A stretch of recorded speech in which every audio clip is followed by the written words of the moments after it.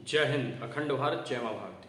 देखिए, आज हम लोग इस वीडियो में बात करेंगे जो सीबीआई का रेड मनीष सिसोदिया के घर में और 17 ऐसे ठिकानों जो भी मतलब उस नीति से, उस शराब की नीति से जुड़े हुए थे, जो कि केजरीवाल के द्वारा लाया गया था या फिर आप गवर्नमेंट के द्वारा लाया गया था, उन तमाम जगहों पे और उन तमाम ऑफिसर्स के घरों में भी छापे जो है पड़े।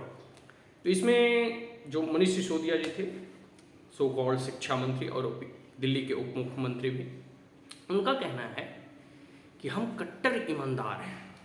एक तो होता है ईमानदार और एक होता है कट्टर ईमानदार। पता नहीं कट्टर ईमानदार कैसा होता है, ये तो मतलब आप लोग ही इससे परिचित होंगे इन तमाम शब्दों के अर्थों से।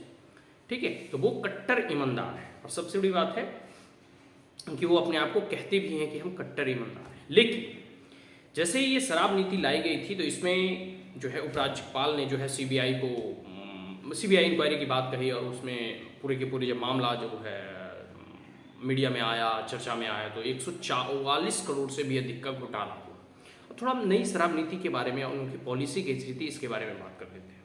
देखो, इनकी पॉलिसी में ये था कि जो बड़े बड़े डिस्ट्रीब्यूटर होंगे ना, वो जो है पहले 10 लाख वगैरह देते थे लाइसेंस वगैरह इशू करने में, अब जो है वो 1 करोड़ देंगे। तो इससे हुआ कि जो छोटे डिस्ट्रीब्यूटर है उनका नामो निशान मिट गया। कहने का मतलब उनके पास उतनी पैसा और रकम होता नहीं था कि वो लाइसेंस ले सके। और सबसे बड़ी बात है कि जो बड़े बड़े डिस्ट्रीब्यूटर होते थे जो इतनी अमाउंट दे सकते थे, तो इसके अलावा कुछ और लोगों को कह सकते हैं कि और कुछ पेटियां जो है इनके है घर जाने लगी। और सबसे बड़ी बात है कि इससे जो है पूरे के पूरे कह सकते हो ना कि नीति में जब नीति पूरे मतलब एक प्रकार से जो है सामने आई, जब ये नीति इम्प्लीमेंट होना शुरू हुआ, उसके बाद जो है राजस्व का भी खुद घाटा होने लगा। जितना मतलब राज्य सरकार को इससे इस मतलब शराब से जो है कर आता था, रेवेन्यू आता था, उसमें भी बहुत ही डाउनफॉल हुआ।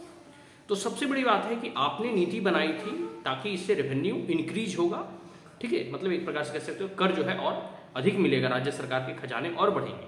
लेकिन इसके उल्टा जो है इससे खजाने पर और जो है कह सकते हो कि और घटाने लगा, इससे और कम होने लगा। तो शक तब जो है पैदा हुआ कि भाई ये कहीं ना कहीं ये कुछ ना कुछ तो इसमें होल जरूर है।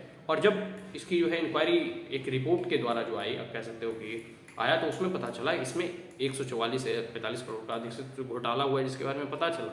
अब कई हजार करोड़ जो है जिसके बारे में तो अभी पता ही नहीं चला।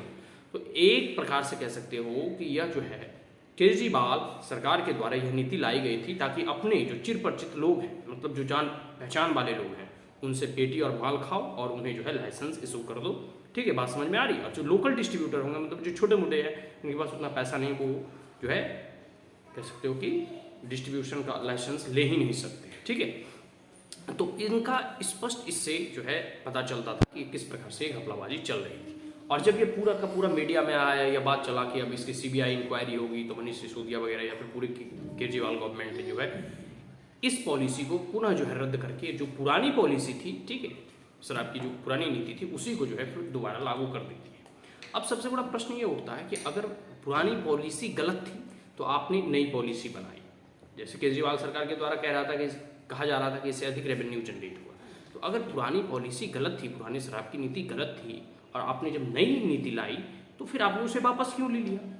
और अगर वापस लेकर पुनः दोबारा पुरानी ही नीति को अगर आप लागू कर रहे हैं तो नई नीति लाने का औचित्य क्या था? प्रश्न तो जो है सब लोग इससे पूछेंगे। तो एक चीज तो ये हो गया।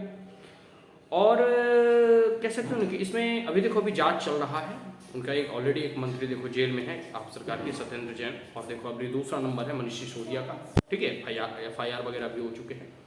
मनीष सिसोदिया को जो है कहीं ना कहीं ये डर सताने में लगा है। उनका जो प्रेस कॉन्फ्रेंस हुआ था उसमें उन्होंने मतलब कहा भी है कि 2-4 दिन के बाद अब हमारी गिरफ्तारी हो जाएगी। भाई जो घपलाबाजी होगा तो गिरफ्तारी तो होगा ही। ठीक है, बात समझ में आ रही है? तो कहने का मतलब यही है कि ये पूरा का पूरा जो है ना घपलाबाजी का जो खेल चल रहा था, और अपने आप को कट्टर ईमानदार जो है कह सकते हो ना कि बार बार जो है उनके द्वारा ये बातें कही जा रही थी। केंद्र सरकार जो है CBI के द्वारा, ED के द्वारा जो है अपोजिशन के गवर्नमेंट को जो है तंग करने का प्रयास किया जा रहा है। भाई वास्तविकता से ये कोसों दूर है। आप देखो ममता बनर्जी भी पहले भी यही करती थी कि ED और CBI को हम राज्य में घुसने नहीं देंगे, और CBI का कंसेंट भी उन्होंने विड्रॉ कर लिया। अब देखो पार्थ चटर्जी के घर में कितने करोड़ जो है 55 से 56 करोड़ तो कैश मिले, और कितने अचल संपत्ति उनके नाम से रजिस्टर्ड हो, गिन ही नहीं सकते। तो मेरा कहने का मतलब यह हुआ कि जब पैसे और चीज़ें सब सामने जब खुल कर आ जाते हैं ओपन डोमेन में, तब वास्तविकता पता चलती है। ठीक है, और ये पूरे के पूरे जो है ना, पूरे के पूरे जो है, बस एक ही प्रश्न हम पूछना चाहते हैं केजरीवाल सरकार से कि अगर नई नीति इतना ही जो कह सकते हो कि अच्छा था, तो फिर आपने फिर दोबारा पुनः पुरानी नीति को क्यों अपनाया, क्यों अडॉप्ट किया, और नई नीति को क्यों जो है कह सकते हो समाप्त कर दिया गया। तो एक प्रकार से इससे स्पष्ट पता चलता है कि नई नीति में कहीं ना कहीं घपलेबाजी हो रही थी, और इसके भय के कारण कि अब हम इसमें पकड़े जाएंगे, इसकी जांच होने वाली है, आपने जो है पुरानी नीति को दोबारा लागू कर दिया। ठीक है, तो ये सारी चीज़ें हैं, और ये परत दर परत जब सीबीआई पूरी की पूरी इंक्वायरी करेगी, इसका जांच आएगा, उसके बाद देखो अभी तो एफआईआर वगैरह हुए, सारी जो है चीज़ें पता चल जाएगी। और दूसरी बात है कि केंद्र सरकार को दोष देना बंद कीजिए। केजरीवाल जो है ना, सरल सा मुखौटा लेके मीडिया के सामने आ जाते हैं कि हम कट्टर ईमानदार हैं, और सबसे बड़ी बात पता है कहाँ जाए, एक उदाहरण दिया जा रहा था अभी न्यूयॉर्क टाइम्स में, जो कह सकते हैं कि फ्रंट पेज पर वो जो दिल्ली मॉडल, एजुकेशन का दिल्ली मॉडल, किस प्रकार से दिल्ली की जो है शिक्षा नीति है, उसके ऊपर जो उन्होंने जो है एक पूरा का पूरा फ्रंट पेज पे वो ऐड छपवाए, क्योंकि न्यूयॉर्क टाइम्स जो है दिल्ली मॉडल को इतने अच्छे से छापेगी और बिना कुछ लिए दिए हो ही नहीं सकता। ठीक है, तो केजरीवाल सरकार ऐसे भी ऐड वगैरह देने में एकदम माहिर है, इनका प्रचार वगैरह करने का एकदम तरीका जो है आप देखोगे तो हर जगह एकदम होर्डिंग जो है के द्वारा जो है प्रचार किया जाता है, न्यूज़पेपर है, जो भी माध्यम हो, रेडियो हो, ठीक है, उसके द्वारा जो इनके द्वारा जो है प्रचार खूब कराया जाता है। उसी प्रकार न्यूयॉर्क टाइम्स में भी दिल्ली का शिक्षा नीति, भाई जो दिल्ली में रहता है ना उसको पता है दिल्ली की शिक्षा नीति, आप दूसरे को बरगलाने की चेष्टा ना करें। हमने दिल्ली गवर्नमेंट स्कूल में पढ़ा भी है 12th तक, ठीक है, मतलब 12th किया भी है, और सबसे बड़ी बात है कि हम कई बच्चों को पढ़ाते भी है, तो हमें इसकी सच्चाई और वास्तविकता से कैसे तो मैं परिचित हूँ, वाकिफ हूँ। आप जो है जनता को बरगला लें, आपको बिलीव नहीं होगा कि मतलब आप चले जाओ 10th 12th हमारे समय में, मतलब 17-18 में, तो हिस्ट्री के टीचर नहीं मिलते थे, कोई स्पोर्ट्स के टीचर नहीं थे, कोई पीटी के टीचर नहीं थे। अब बात करते हैं कि आपने शिक्षा व्यवस्था सुधार दिया, कुछ नहीं हुआ इनके द्वारा। बस एक चीज़ किया गया है कि जहाँ जो पत्थर मतलब जैसे दीवार है, इंफ्रास्ट्रक्चर है ना, तो जहाँ दीवार की जगह पहले पेंट वेंट किया रहता था, उस पेंट को बस मतलब कह सकते हो ना कि एक प्रकार से प्लास्टर जो होता था, उस प्लास्टर को हटा कर बस टाइल लगा दिया गया। ठीक है, नीचे जो मतलब ऐसे ही ढलाई होती थी उसमें जो है पत्थर वगैरह बिछा दिए गए। एक प्रकार से कह सकते हो ना कि ऊपरी जो रूपरेखा है ना, मतलब सजा देना, ब्यूटी पार्लर और ब्यूटिशियन वगैरह में जो होता है ना कि ऊपर से मतलब ब्यूटिफिकेशन कर देना, वही किया गया है और कुछ नहीं हुआ है। कितने नए स्कूल बनाए हैं ये आप बताएं। फिर बात करते हैं ये शिक्षा नीति की, तो मतलब पूरे बढ़ चढ़ कर इनकी बड़ाई की जाती है। आपको बिलीव नहीं हुआ, कई ऐसे स्कूल्स हैं जिसमें स्पोर्ट्स के टीचर नहीं, कई ऐसे स्कूल्स हैं जिसमें मैथ के टीचर नहीं, कई ऐसे स्कूल हैं जिसमें आपको फिजिक्स के टीचर नहीं मिलेंगे। और भाई 1 से 125 तो ऐसे स्कूल हैं जिसमें प्रधानाचार्य की नियुक्ति नहीं की गई, मतलब है ही नहीं, उसमें वो प्रधानाचार्य के द्वारा यह जो है संचालित किया जाता। तो एक प्रकार से कैसे ना कि आप दिल्ली मॉडल की बात करते हैं ना, तो आप उसे बरगलाइए जो दिल्ली के सरकारी स्कूल के बारे में नहीं जानते। मेरे ही कह सकते हो ना कि पास जो कई बच्चे पढ़ने आते हैं, तो उसमें मैंने देखा कि कई एक ऐसे स्टूडेंट को अभी बुक अवेलेबल नहीं कराया गया है जो उस स्कूल में पढ़ा। पूछते हैं तो भाई बुक सर स्कूल से मिला ही नहीं, जब तक 8 तक जो है बुक स्कूल ही प्रोवाइड कराती है। आप जो मैं कह सकता हूँ कि कई एक ऐसे टीचर्स जो है ना, जैसे 7 या 8 पीरियड या 6 पीरियड लगते हैं ना, तो कई पीरियड में टीचर ही नहीं आते हैं, तो टीचर की अवेलेबिलिटी नहीं है, स्पोर्ट्स टीचर नहीं है, और पूरा का पूरा सरकारी स्कूल का वातावरण हमने देखा कि किस प्रकार सा है। क्योंकि हम भी एक विद्यार्थी रहे और मैं अभी भी कई विद्यार्थियों को पढ़ाता हूँ, तो इससे मैं भली भांति परिचित हूँ। आपको बरगलाने की आवश्यकता नहीं है, जो अंदरूनी चीज़ों को नहीं जानता आप सिर्फ उसे बरगला सकते हैं और ऐड वगैरह दे सकते हैं, यही चीज़ आप कर सकते हैं और कुछ नहीं कर सकते। ठीक है, तो दिल्ली का एजुकेशन मॉडल कैसा है, इससे हम भली भांति परिचित हैं। ठीक है, अब बात कर लेते हैं थोड़ा हेल्थ की। बार बार कहा जाता है कि स्वास्थ्य जो अच्छा दे रहा हो, अच्छी शिक्षा दे रहा हो, उसे जो है सीबीआई और ईडी के द्वारा, केंद्र के द्वारा तंग किया जाता है, हम एकदम कट्टर ईमानदार हैं। स्वास्थ्य वगैरह के बाद देखो, जाके देखो सफदरगंज में कितना भीड़ रहता है, व्यक्ति 3-3 4-4 घंटा जो है पेशेंट लाइन में खड़े रहते हैं।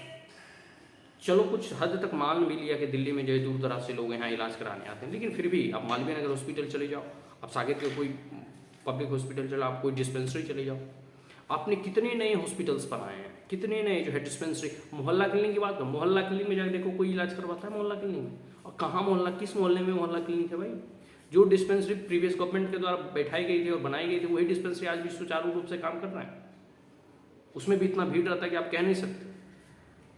तो दिल्ली में जो भी कहा जाता है ना कि हेल्थ और इंफ्रास्ट्रक्चर में सुधार किया गया है या फिर एजुकेशन में जो है शिक्षा व्यवस्था में काम किया गया, कुछ नहीं काम किया गया। ऊपर से बस निपा पोती किया गया, नया पेंट लगा दिया गया, स्कूल वही है। आपने कितने नए स्कूल बनाए, कितने नए अस्पताल बनाए, ये आप बताइए।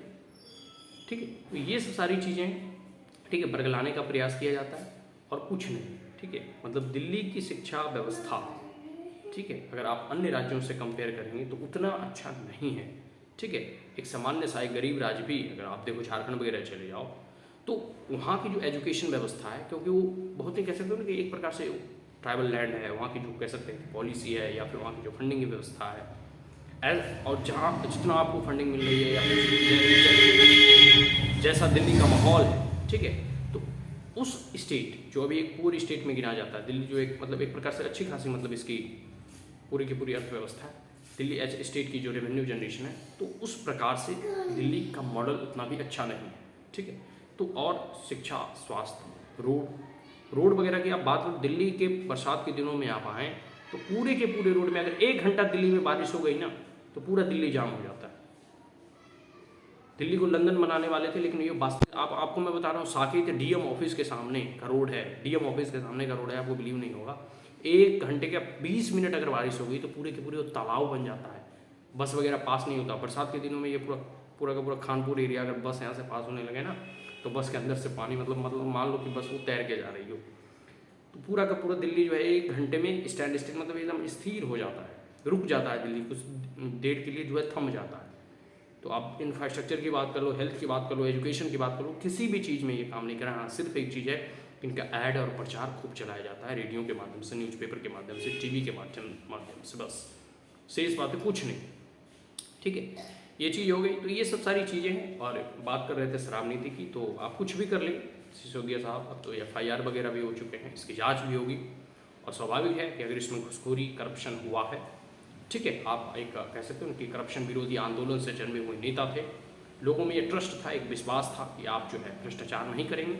लेकिन आपके मंत्री वगैरह भी, सत्येंद्र जैन वगैरह देखो अभी जेल में है, और आप लोग भी ये शराब नीति के जो मुख्य कर्ता धर्ता हैं इसमें मनीष सिसोदिया को ही बनाया गया। केजरीवाल की यह नीति थी, ठीक है, जिसमें कि इतने भ्रष्टाचार एक लार्ज स्केल पे जो है इसमें करप्शन हुआ है।